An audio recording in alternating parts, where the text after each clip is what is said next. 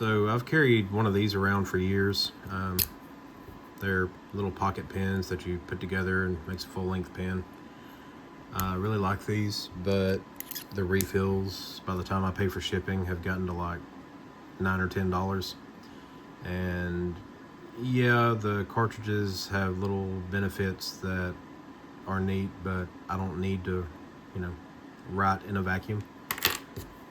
So I made this out of ABS. Does the same thing. And the refills for this cost me like $1.25. It is actually shorter than the name brand one, which I think I paid like $35 for this pen, plus every time I have to refill it. This was like a few cents of ABS plus the refill from the pen, which is like $1.25. Specifically, it uses these G2 minis. It has to be the mini refill. The other ones are too long.